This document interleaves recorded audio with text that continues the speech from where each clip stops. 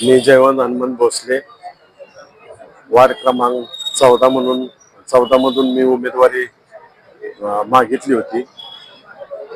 त्यामुळं आदरणीय शिवेंद्रराजे भोसले आमचे नेते त्यांनी मला 14 म्हणून अधिकृत पक्षाचा एबी फॉर्म भरून मला त्यांनी उमेदवारी दिली।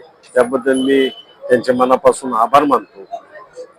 आतापर्यंतच्या कालावधीमध्ये मी केलेलं काम त्या कामामध्ये मी जी कामं केली त्या कामाची नोंद घेऊन मला माझ्या नेत्यांनी तिकीट दिलं आणि लोकांनी मला उत्कृष्ट वार्डमधील 14 मधील नागरिकांनी, ज्येष्ठ नागरिक असतील, तेथील महिला वर्ग असेल, बाकी युवक वर्ग असेल, सगळ्यांची मला पसंती असल्यामुळे त्यांनी माझी शिफारस केली आणि त्यांचंही मी शिफारस केल्याबद्दल मनापासून आभार मानतो।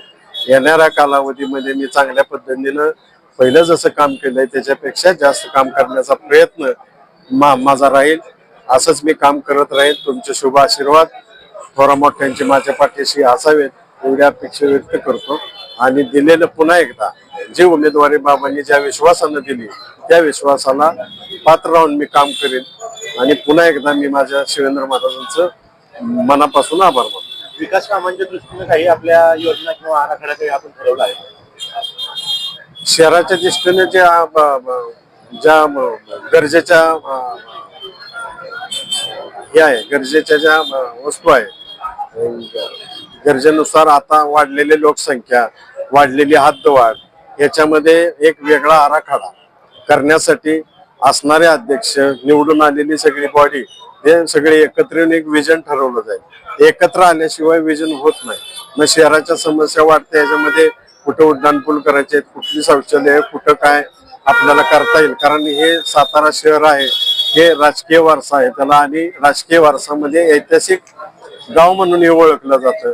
तर त्या ऐतिहासिक शहराला एक वेगळं रूप, वेगळं एक पर्यटनाच्या दृष्टीनं शहर कसं असावं असा एक आराखडा तयार करून शिवेंद्र महाराज असतील, त्याचबरोबर आदरणीय खासदार उदयनराजे भोसले असतील, हे दोन्ही राजे बसून तो आराखडा तयार करतील। त्या आराखड्यामध्ये आम्हाला ज्या वाटतात की लोकांच्या कुठं कुठं गरजा आहेत आणि कुठं काय केलंय हा विषय आम्ही तिथपर्यंत त्यांच्या समोर मांडू आणि त्याच्यानंतर मग ते फॉलो घेतील।